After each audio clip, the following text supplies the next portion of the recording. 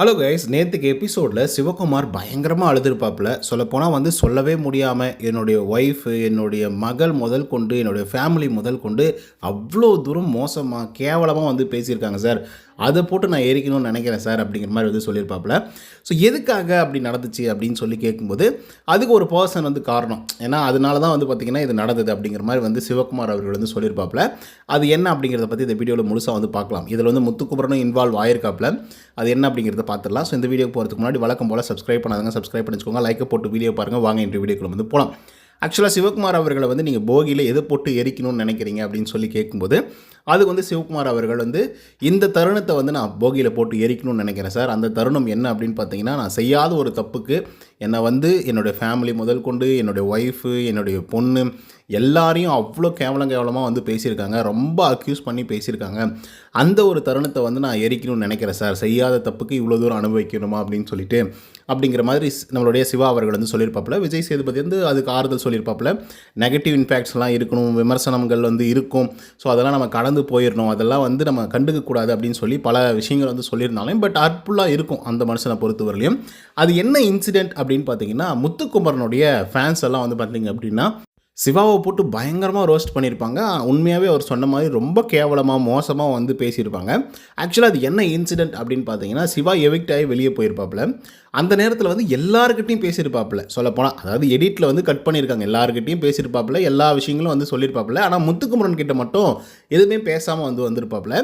So இதை தொடர்ந்து பார்த்தீங்க அப்படின்னா, முத்துக்குமரன் அவர் எவிக்ட் ஆகி வெளியே போகும்போது வழக்கம் போல் எப்படி ஒவ்வொரு ஆளும் அவருக்கு பிடிச்ச ஆட்கள் எவிக்ட் ஆகி வெளியே போகும்போது அந்த மனுஷன் திடீர்னு உள்ளார போயிடுவாரோ, அந்த மாதிரி சிவாவுக்கும் பார்த்திங்கன்னா உள்ளர போனார். மேபி அவரை பிடிச்சிருக்கா என்னன்னெலாம் தெரில, ஆனால் உள்ளே போயிருப்பாப்புல. ஸோ இதை எப்படி கிரியேட் ஆகிடுச்சு அப்படின்னு பார்த்தீங்கன்னா, முத்துக்குமரனை ஏதோ மோசமான முறையில் திட்டிருக்காப்புல. உங்கள்கிட்ட பேச முடியாது போடா அப்படிங்கிற மாதிரிலாம் சொல்லிட்டாப்புல.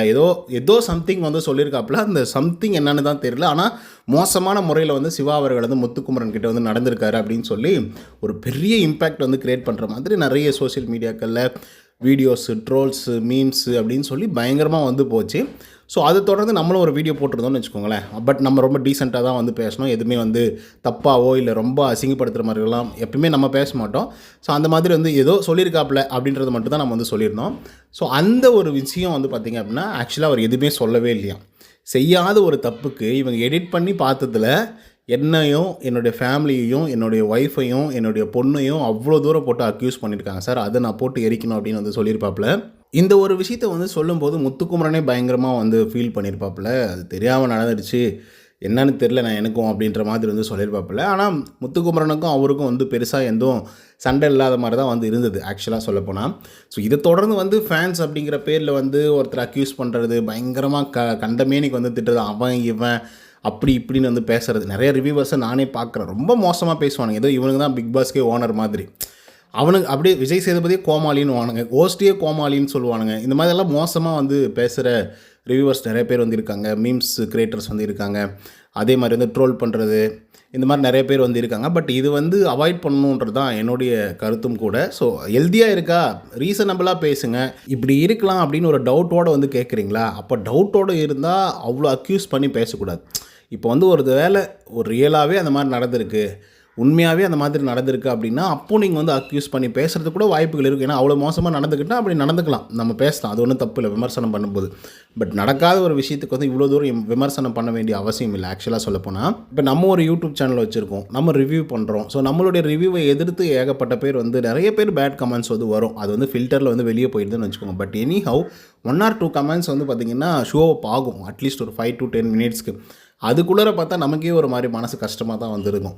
ஸோ அந்த மாதிரிலாம் ஒரு பெரிய அக்யூசேஷன் ஒருத்தர் மேலே வைக்கிறதே பெரிய தப்பு தான். இப்போ நான் சொல்ல வர்றதே உங்களுக்கு புரியல அப்படின்னா, புரியல போடா வேணா அப்படின்னு சொல்லிட்டு போகிறது கூட பிரச்சனை இல்லை.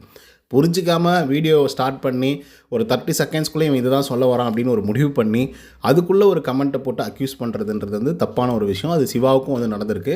ஸோ இதுக்கப்புறம் அந்த மாதிரி நடக்கக்கூடாது அப்படின்றதுல ஈஸியாக அக்யூஸ் பண்ணிடுறோம். ஆனால் அவங்களுக்கும் ஒரு பர்சனல் லைஃப் இருக்குது, அவங்களுக்கும் ஹார்ட் இருக்குது, அவங்களுக்கு வருத்தப்படுவாங்க, கஷ்டப்படுவாங்க. அப்படிங்கிறத யோசித்து கமெண்ட்ஸ் அடிச்சிங்க அப்படின்னா ரொம்ப நல்லாயிருக்கும் அப்படிங்கிறதான் என்னுடைய கருத்தாக நான் பதிவு பண்ணணுன்னு நினைக்கிறேன். ஸோ இதை பற்றின உங்களோட கருத்துக்கள் என்ன அப்படிங்கிறத கமெண்ட்ஸில் பதிவு பண்ணுங்கள். இந்த வீடியோ உங்களுக்கு பிடிச்சிருந்தால் லைக் அண்ட் சப்ஸ்கிரைப் பண்ண மறந்துடாதீங்க. இன்னொரு தகவலுடன் சந்திக்கிறேன். Until then bye from Uday. நன்றி, வணக்கம்.